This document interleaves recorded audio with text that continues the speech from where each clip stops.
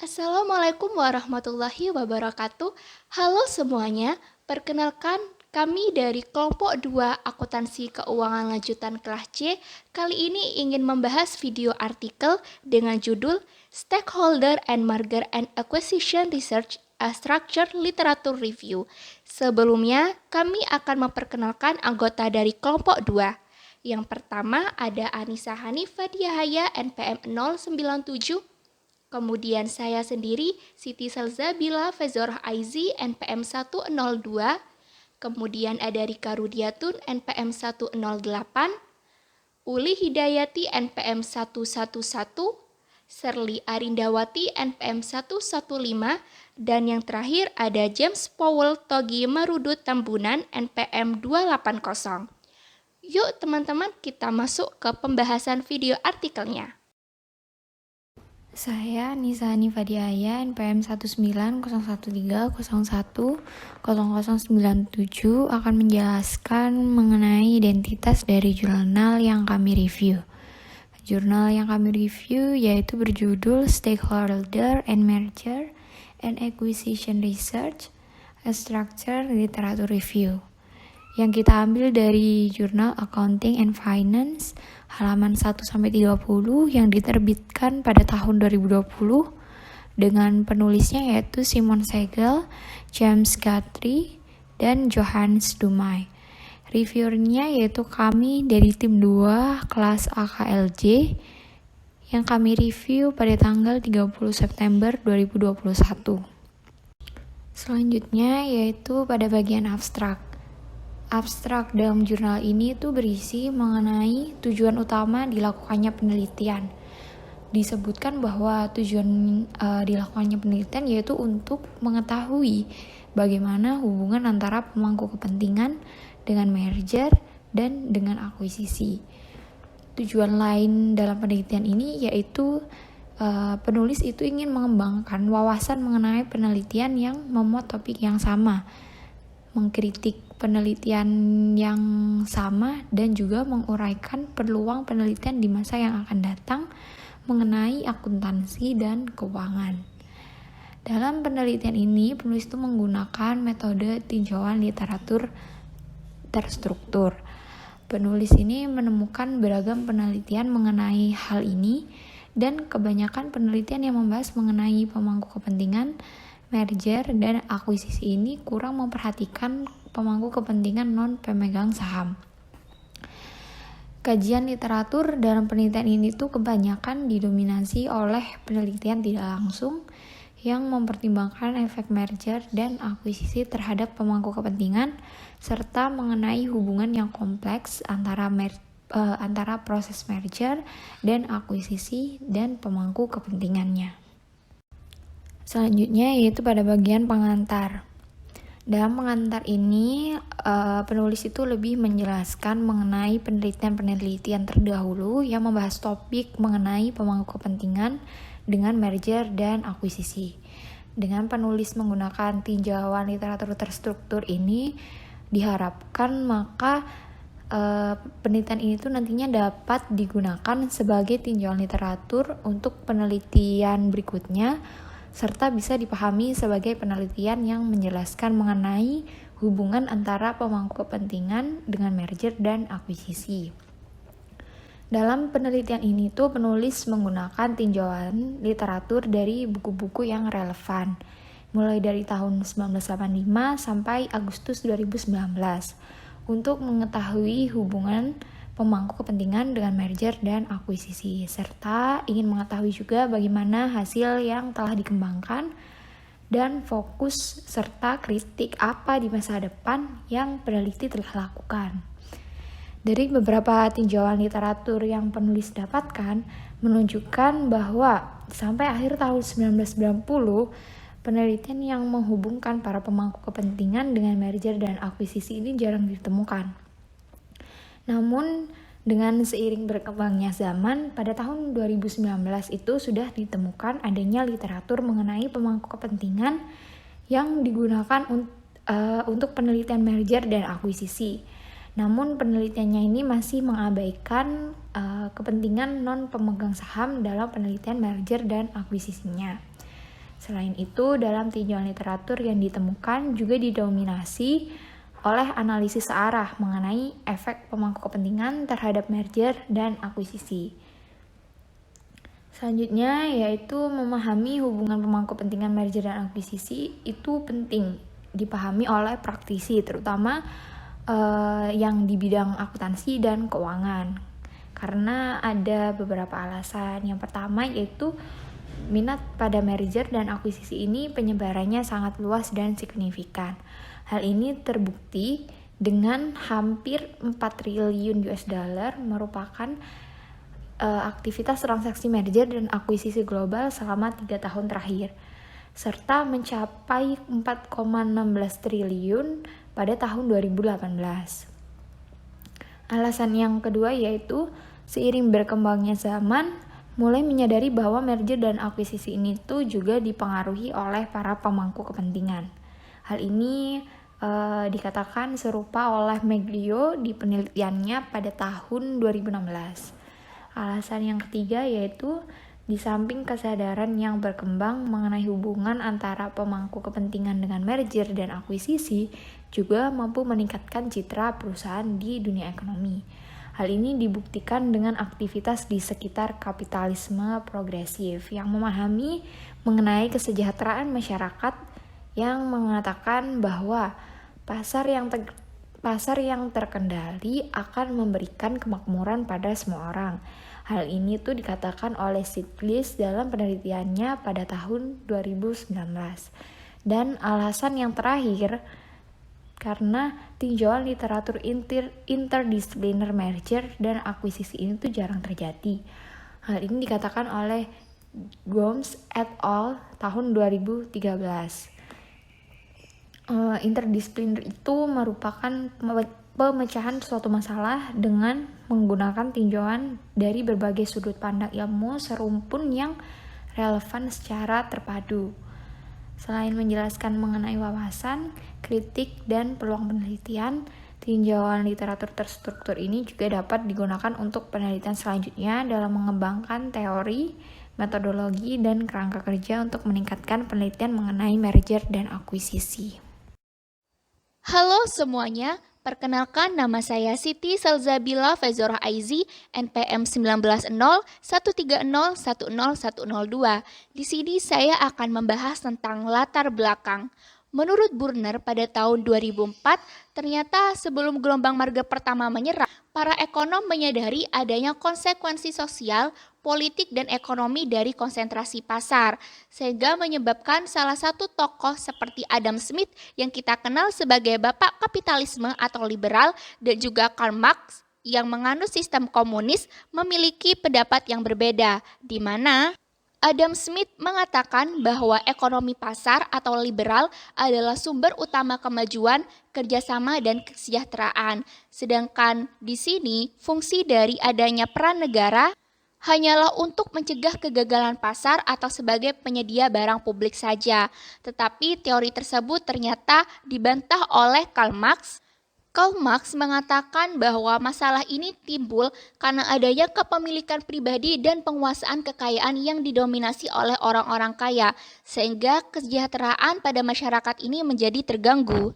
Selain dari pendapat-pendapat tersebut, ada pendapat lain seperti pendapat dari Weddich and Graves pada tahun 2006 yang menyatakan bahwa adanya kepentingan stakeholder di sini dapat rusak selama M&A atau merger and acquisition dan bahaya sosial dapat mengikuti. Lalu dari beberapa penelitian, ternyata Hespesis and Jamieson menyimpulkan bahwa terdapat 4 aliran merger and acquisition. Yang pertama di sini ada pasar modal. Pasar modal sendiri membahas penciptaan nilai bagi pemegang saham. Kemudian yang kedua ada strategi, di mana mengatasi dampak M&A pada perusahaan dari perspektif perencanaan strategis dan kinerja strategis. Kemudian yang ketiga ada perilaku organisasi, di mana membahas implikasi perilaku M&A, dan yang terakhir di sini ada proses, di mana membahas proses M&A itu sendiri sebagai faktor penentu keberhasilan atau kegagalan bagi suatu perusahaan. Selanjutnya, kita akan membahas tentang metodologi. Nah, di bagian metodologi ini kita akan menguraikan lebih lanjut pendekatan-pendekatan apa saja ataupun kita akan meninjau literatur yang menghubungkan pemangku kepentingan dan juga M&A atau merger and acquisition. Untuk penjelasan lebih lanjut, yuk kita simak satu persatu apa saja metodologi yang digunakan dalam penelitian ini. Nah, yang pertama di sini ada tinjauan literatur terstruktur.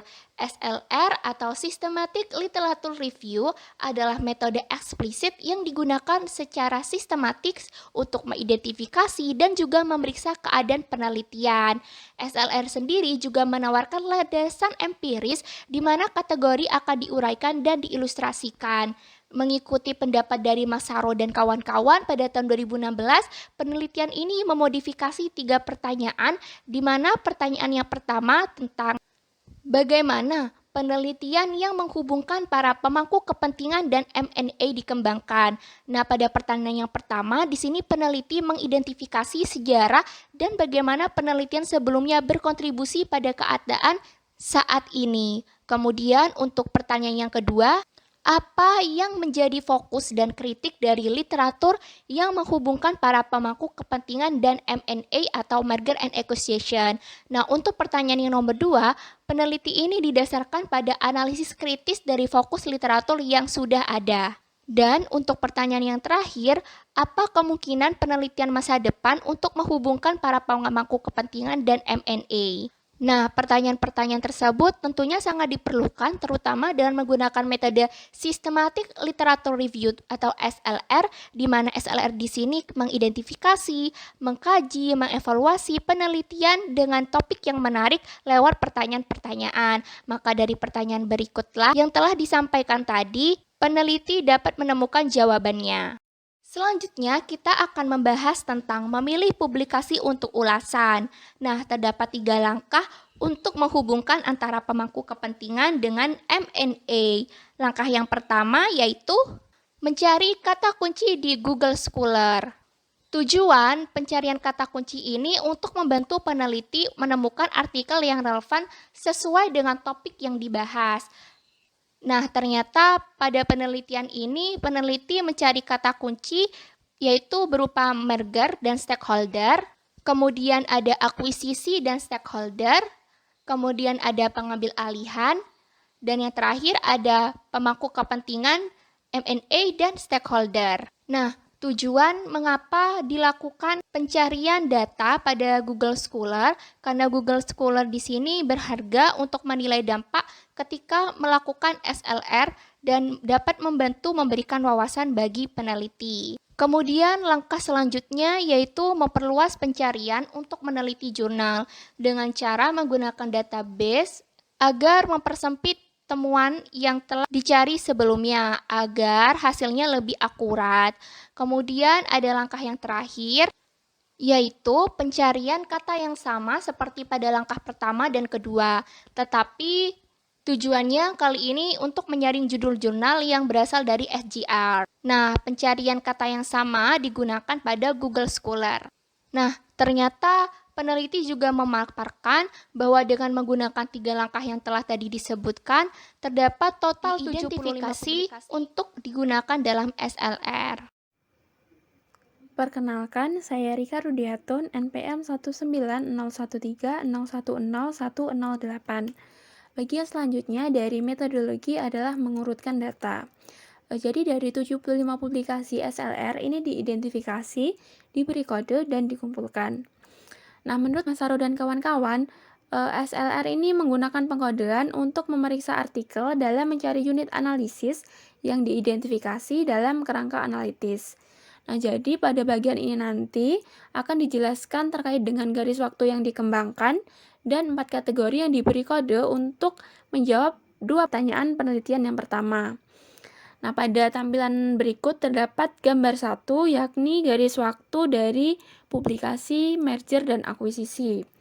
Nah, pada gambar ini mencerminkan hasil penelitian untuk mengukur kemajuan penelitian yang menghubungkan pemangku kepentingan dan juga merger akuisisi.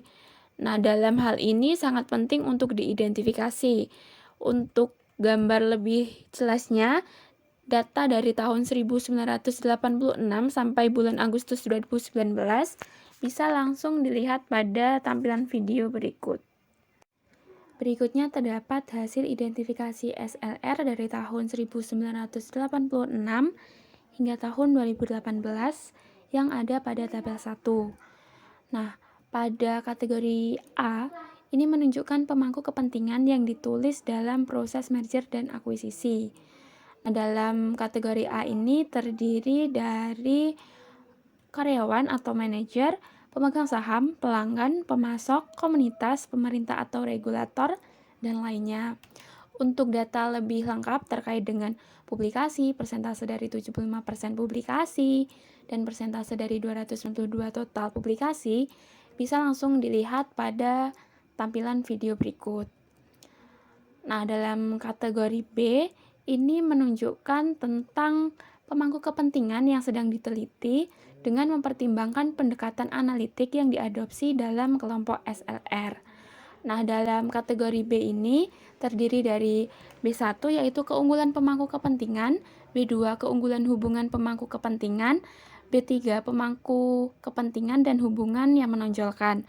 Nah, B1 sampai B3 ini terdiri dari pemberi pinjaman atau pemegang obligasi, pesaing, penasihat atau konsultan, analisis atau media, dan kelompok politik atau aktivis.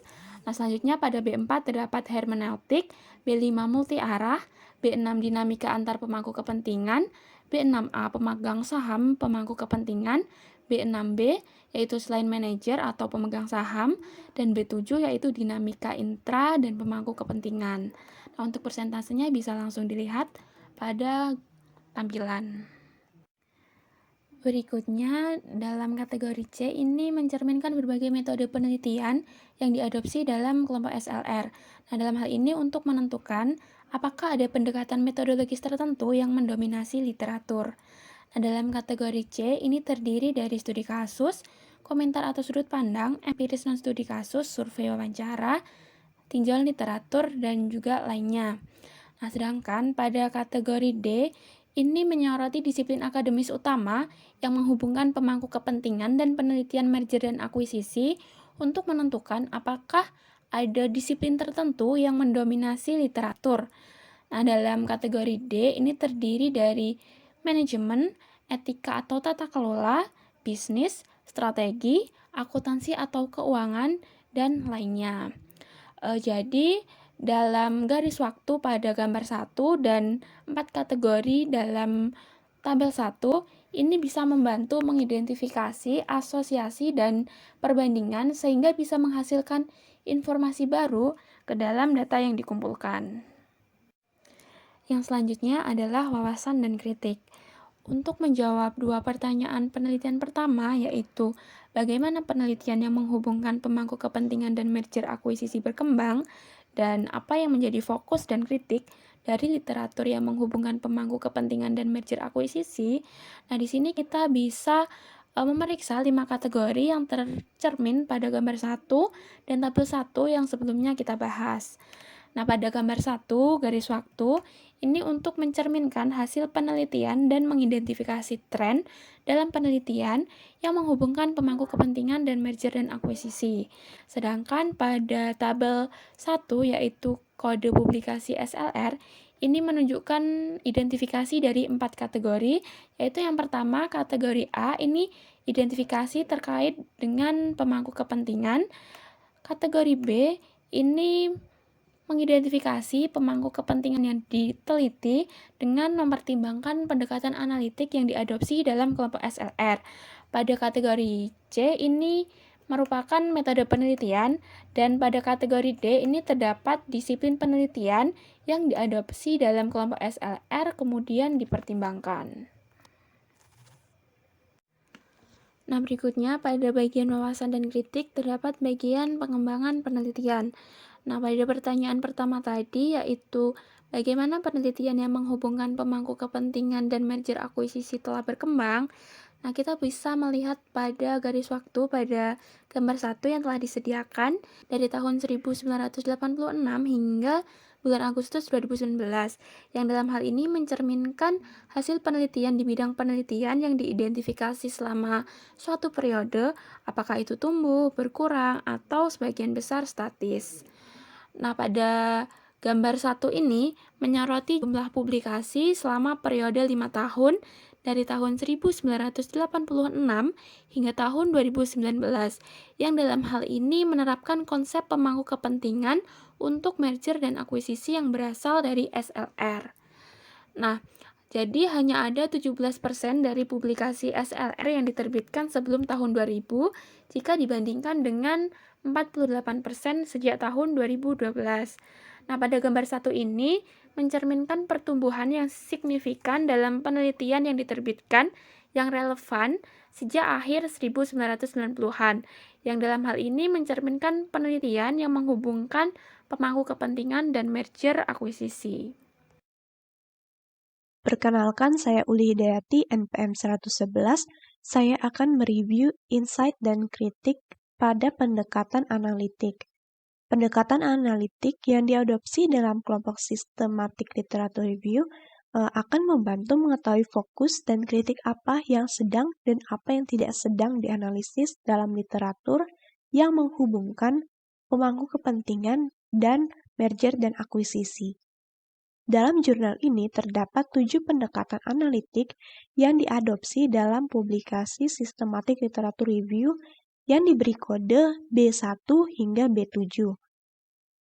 Dari 7 pendekatan ini nantinya akan diketahui lebih rinci tentang kesenjangan penelitian, serta bagaimana pemangku kepentingan dipengaruhi oleh dan mempengaruhi merger dan akuisisi. Berikutnya, ketujuh pendekatan akan dibagi ke dalam 3 kelompok penjelasan.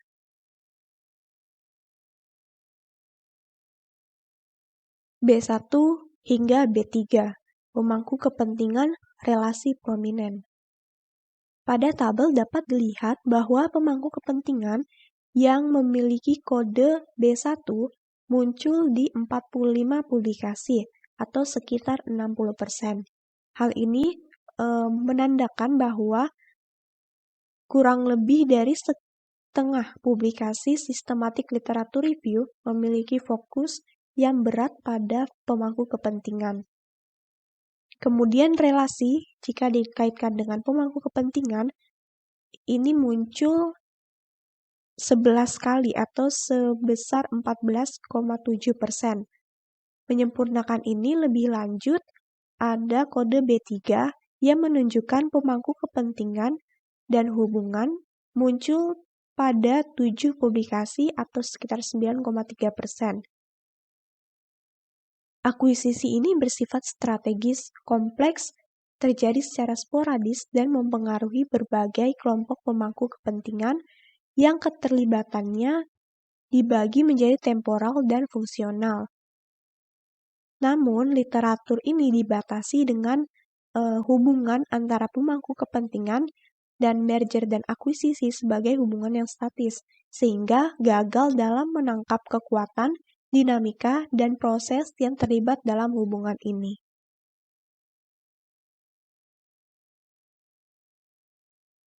Selanjutnya, kode B4, aplikasi hermeneutik. Untuk menunjukkan lebih rinci potensi kesenjangan penelitian tentang hubungan pemangku kepentingan dalam merger dan akuisisi, maka harus diperiksa sejauh mana penelitian merger dan akuisisi menerapkan hermeneutika. Hermeneutika ini di sini diberi kode B4 dan dapat dilihat hanya ada 2 publikasi sistematik literatur review yang menyebutkan hermeneutika.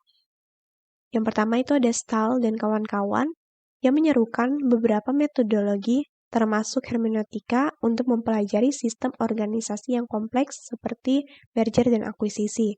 Kemudian ada Borglund yang menerapkan hermeneutika untuk membahas perubahan peran pemegang saham di sekitar pemangku kepentingan lain selama merger dan akuisisi. Tetapi tidak satu pun dari kedua makalah ini yang mengembangkan atau menerapkan hermeneutika untuk memahami sifat kompleks, dinamis, dan proses hubungan antara pemangku kepentingan dan merger dan akuisisi.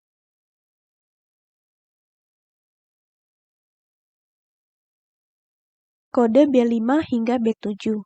Hubungan multidireksional intra dan antar pemangku kepentingan.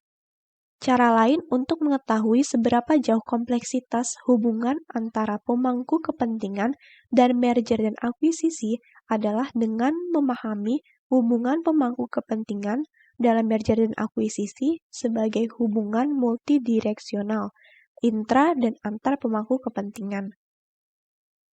Kode B5 ini ditunjukkan untuk mengetahui hubungan pemangku kepentingan multidireksional, di mana menunjukkan sejauh mana literatur mengakui bahwa pemangku kepentingan tidak hanya dipengaruhi secara searah oleh merger dan akuisisi, tetapi juga mempengaruhi merger dan akuisisi. Dapat dilihat bahwa terdapat 24 publikasi atau 32% mengakui bahwa pemangku kepentingan ini mempengaruhi merger dan akuisisi. Untuk kode B6 ini digunakan untuk meneliti hubungan antar pemangku kepentingan, menunjukkan sejauh mana publikasi systematic literature review melihat hubungan antara kelompok pemangku kepentingan. Terlihat ada 42 atau 56% publikasi mengakui beberapa hubungan antara pemangku kepentingan ini.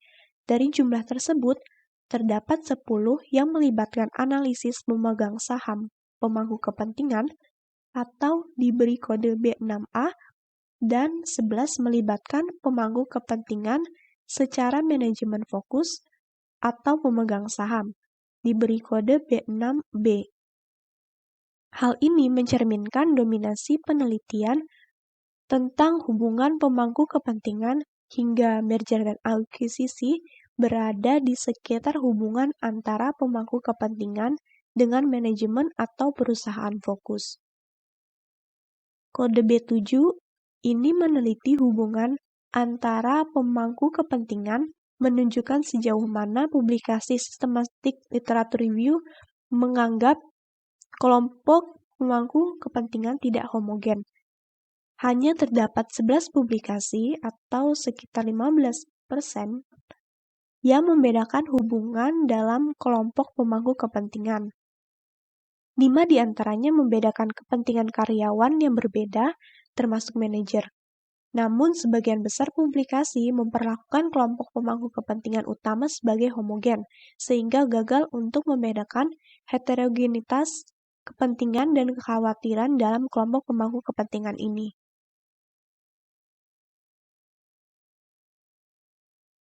Dari analisis terhadap berbagai pendekatan analitik yang diadopsi dalam sistem literatur review ini, mengungkapkan bahwa literatur gagal dalam memahami secara eksplisit hubungan antara pemangku kepentingan dan merger dan akuisisi. Literatur gagal melihat hubungan pemangku kepentingan sebagai bagian dari keseluruhan fenomena merger dan akuisisi. Selain itu, ada kesenjangan penelitian dalam memahami hubungan pemangku kepentingan dalam merger dan akuisisi sebagai multidireksional, intra, atau antar pemangku kepentingan. Assalamualaikum warahmatullahi wabarakatuh. Perkenalkan, nama saya Sarli Andawati, NPM 115. Di sini saya akan membahas mengenai metode penelitian yang digunakan oleh peneliti untuk menganalisis atau menanggapi dari pertanyaan SLR, yaitu bagaimana penelitian sebelumnya menghubungkan kepentingan pengendali dengan merger dan akuisisi yang telah berkembang, serta bagaimanakah fokus serta kritik itu berpengaruh terhadap literatur review. Metode penelitian yang digunakan oleh peneliti yaitu ada 4 yang diadaptasi dari Goodreads pada tahun 2012, yaitu yang pertama C1 studi kasus, yang kedua yaitu komentar dan sudut pandang, C3 penelitian empiris studi non kasus survei dan wawancara, dan C4 tinjauan pustaka. Pada studi kasus, merupakan metode penelitian yang digunakan dengan cara yang sistematis, seperti adanya data penelitian eksperimen atau percobaan dari suatu peristiwa atau proyek maupun analisis yang dilakukan oleh suatu peneliti. Komentar dan sudut pandang merupakan metode penelitian yang digunakan, yaitu dengan cara sudut pandang atau melihat seseorang dalam memperlakukan masalah yang dihadapi. Sedangkan survei dan wawancara merupakan metode penelitian yang digunakan dengan cara mengambil data sampel melalui kuesioner atau dengan wawancara narasumber. Sedangkan yang terakhir yaitu tinjauan pustaka merupakan kegiatan yang mencari sampai dengan menelaah laporan penelitian yang berkaitan dengan penelitian masalah dari penelitian tersebut. Peneliti mengamati hubungan antara pemangku kepentingan dengan literatur merger dan akuisisi menggunakan 4 metode penelitian untuk melacak kemajuan dalam penelitian tersebut selama 3 dekade terakhir. Metode penelitian yang pertama yaitu C1 studi kasus. Seperti yang telah dijelaskan bahwa studi kasus merupakan metode penelitian yang menggunakan cara yang sistematis.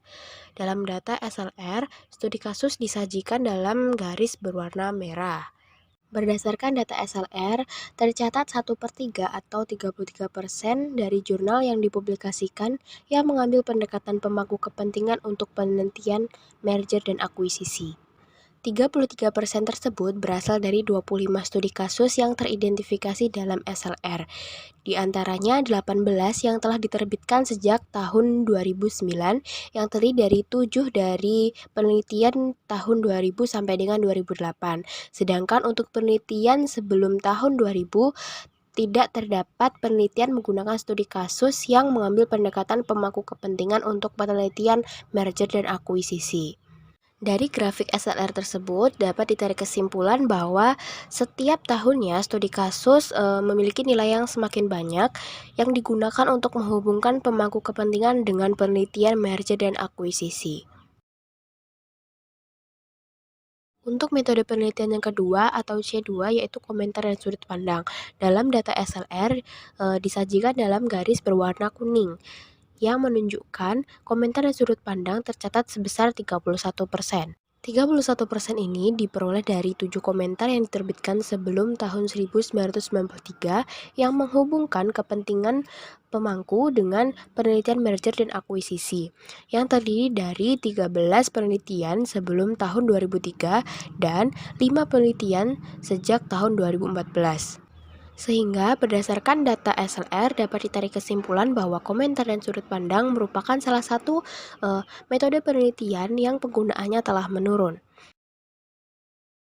Untuk metode penelitian yang ketiga yaitu survei dan wawancara. Dalam data SLR yang ditujukan melalui garis berwarna abu-abu, menunjukkan bahwa survei dan wawancara tercatat sebesar 29% yang mengambil pendekatan pemangku kepentingan untuk penelitian merger dan akuisisi. Diperoleh angka 29% ini dikarenakan hanya terdapat 4 publikasi dari 22 publikasi yang diterbitkan pada tahun sebelum 2004 dan 9 publikasi yang diterbitkan setelah tahun 2012. Penggunaan penelitian empiris dan studi kasus yang berupa survei, kuesioner, wawancara atau penelitian empiris yang menghubungkan pemangku kepentingan dan penelitian merger dan akuisisi merupakan perkembangan yang relatif baru. Jadi penggunaan adanya kuesioner, survei ini merupakan metode penelitian yang baru-baru ini digunakan. Untuk metode penelitian yang terakhir yaitu tinjauan pustaka. Dalam data SLR ditunjukkan bahwa tinjauan pustaka yang berupa garis berwarna biru menunjukkan angka tercatat 7% dari penelitian atau tinjauan pustaka yang menghubungkan pemangku kepentingan dan penelitian merger dan akuisisi. Dari 5 tinjauan literatur merger dan akuisisi yang tercatat pada SLR, 4 tinjauan diterbitkan pada tahun 2012 dan 2013. Selain pada tahun tersebut, tidak terdapat tinjauan yang menghubungkan antara pemangku kepentingan dengan penelitian merger dan akuisisi. Karena penelitian ini menggunakan metode penelitian tinjauan pustaka, oleh karena itu saya akan membahas 5 tinjauan pustaka yang digunakan dalam penelitian tersebut. Yang pertama dari Haleblian et al. Pada tahun 2009, meninjau bahwa temuan merger dan akuisisi empiris dari manajemen, ekonomi, dan keuangan menemukan bahwa sebagian besar penelitian merger dan akuisisi beroperasi secara eksplisit atau implisit melalui lensa teori agensi dengan fokus pada penciptaan kekayaan pemegang saham. Untuk tinjauan pustaka yang kedua yaitu Cartwright pada tahun 2012 yang menemukan bahwa topik terkait strategi menyumbang 61% artikel dan topik terkait manajemen sebesar 32%. Cartwright menyimpulkan bahwa penelitian memiliki strategi dan bias angka, metode tradisional dan fokus deskripsi, realis, pengambilan non-kritis, fokus kuantitatif atau kualitatif, dan peran peneliti pasif serta perspektif eksternal. Literatur yang ketiga, yaitu dari Das dan Kapil pada tahun 2012 yang mempertimbangkan penjelasan yang berbeda untuk kinerja merger dan akuisisi yang menemukan berbagai dimensi kinerja menjelaskan bahwa mengapa suatu organisasi itu dipandang berbeda oleh pemangku kepentingan yang berbeda dan adanya kesengajaan antara harapan pemangku kepentingan dengan organisasi. Tinjauan pustaka yang keempat yaitu Gomez pada tahun 2013 yang menyoroti kelangkaan tinjauan literatur indisipliner tentang merger dan akuisisi. Gomez memberikan tinjauan literatur induktif yang mencakup kontribusi disiplin dari perspektif strategis, ekonomi, organisasi, sosial, dan perilaku. Gomez juga menemukan bahwa hubungan dinamis antara perspektif yang berbeda tentang merger dan akuisisi dan bahwa adanya faktor penentu keberhasilan dari merger dan akuisisi itu merupakan hal yang penting. Tinjauan pustaka yang terakhir yaitu Stahl pada tahun 2013. Stahl dan rekan-rekan mensintesis temuan dari penelitian tentang integrasi sosiokultural dan sumber daya manusia dalam merger dan akuisisi, serta menyimpulkan bahwa adanya kebutuhan untuk belajar dari literatur selain merger dan akuisisi tradisional, dan mendiversifikasi desain dan metodologi penelitian. Baik, perkenalkan nama saya James Powell, NPM 190 130 10 280. Di sini saya akan menjelaskan penelitian disiplin. Penelitian disiplin ini melakukan pendekatan disiplin yang dicatat untuk mengidentifikasi disiplin utama yang digunakan dalam menghubungkan pemangku kepentingan dan penelitian M&I dan menentukan apakah disiplin tertentu mendominasi publikasi SLR yang dipilih. Menurut Halep-Lian, menemukan bahwa disiplin manajemen dan keuangan menghasilkan sebagian besar penelitian M&I yang dipublikasi dari tahun 1992 hingga tahun 2009. Mengingatkan bahwa SLR ini memiliki fokus pemangkuan kepentingan dan mereka berfokus pada penelitian M&I kuantitatif dalam literatur akuntansi, ekonomi, keuangan, manajemen, dan sosiologi dari tahun 1992 hingga 2009. Ada juga studi bilometrik dari Ferreira dalam penelitian strategis tentang M&I dari tahun 1984 hingga 2010 menemukan penelitian M&I masih langka dan belum mengikuti pertumbuhan M&I sebagai strategi dalam praktiknya. Bukti menunjukkan sedikitnya penelitian yang menghubungkan pemangku kepentingan dan M&I yang berasal dari disiplin strategi.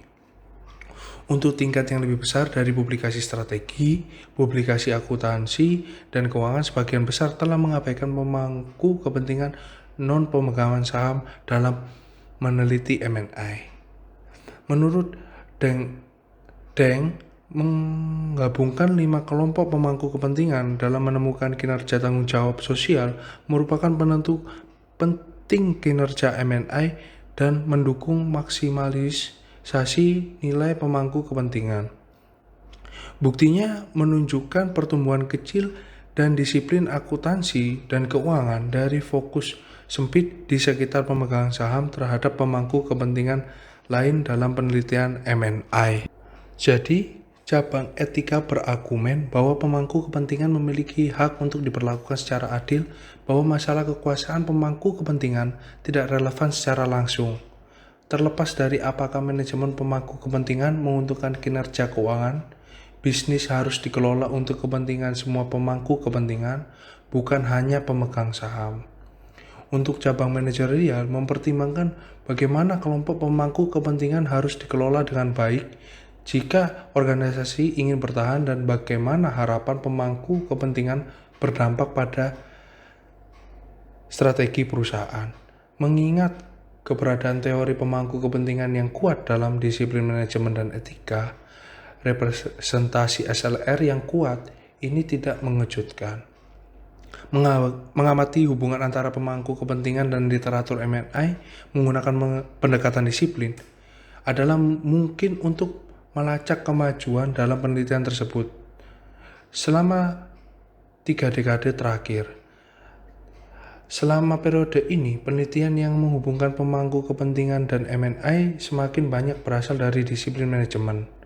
Untuk representasi dari disiplin etika, tetapi relatif statis selama dekade terakhir, di mana yang berasal dari disiplin manajemen dan etika secara historis mendominasi dan masih mendominasi literatur yang menghubungkan pemangku kepentingan dan M&I.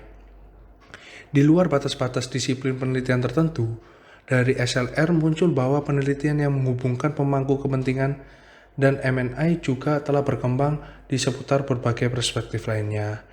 Ini termasuk perspektif tanggung jawab perusahaan, perspektif proses, dan perspektif kerangka pemangku kepentingan.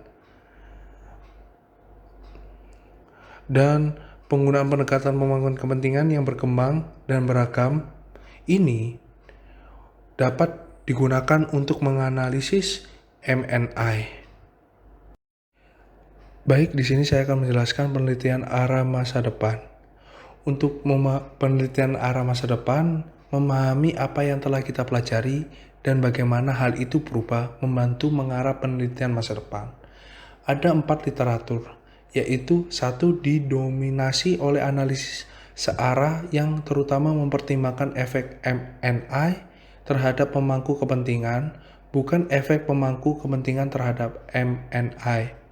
Yang kedua, berfokus pada hubungan diadik yang sempit antara pemangku kepentingan dan organisasi fokus, terutama mengabaikan hubungan antara pemangku kepentingan lainnya. Yang ketiga, berorientasi pada penelitian kelompok pemangku kepentingan yang sebagian besar tidak terdiferensiasi dan homogen.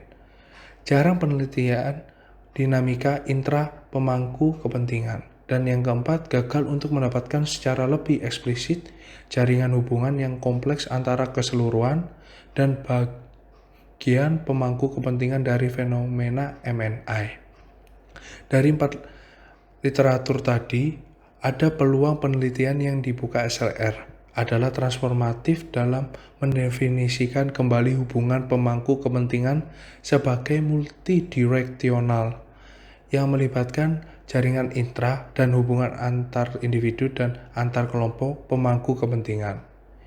Ini memfasilitasi pemahaman yang lebih eksplisit tentang proses M&I dan bagian pemangku kepentingan dan menunjukkan peluang untuk mengembangkan kerangka kerja yang lebih komprehensif dari yang tersedia saat ini.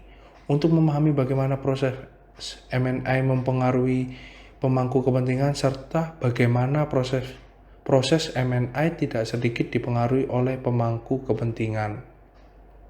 Hubungan kepentingan dalam M&I tidak statis atau linear dan rasional, berkembang di sepanjang dimensi yang berbeda dan saling berhubungan dalam pola yang kompleks dan melibatkan orientasi pemangku kepentingan yang beragam. Untuk kesimpulan, SLR telah menemukan kemajuan yang dibuat dalam literatur untuk menghubungkan M&A dan penelitian pemangku kepentingan, mengungkapkan bidang studi yang berkembang pesat. Akhir 1990, penerapan konsep pemangkuan kepentingan pada M&A ini jarang terjadi. Tetapi tahun 2019, penelitian yang semakin maju ke arah penerapan kerangka kerja pemangku kepentingan untuk penelitian M&A terlihat bahwa penelitian semacam itu tidak hanya tumbuh dalam jumlah tetapi beragam dalam pemangku kepentingan yang diteliti, pendekatan analitik, metode penelitian, dan disiplin penelitian. Tetapi analisis pemangku kepentingan seputar M&A sebagian besar masih diabaikan oleh publikasi akuntansi dan keuangan. Analisis SLR ini telah melampaui pengungkapan keadaan permainan dalam literatur yang menghubungkan pemangku kepentingan dan M&A, dan telah mengembangkan wawasan refleksi kritis dan jalur penelitian masa depan.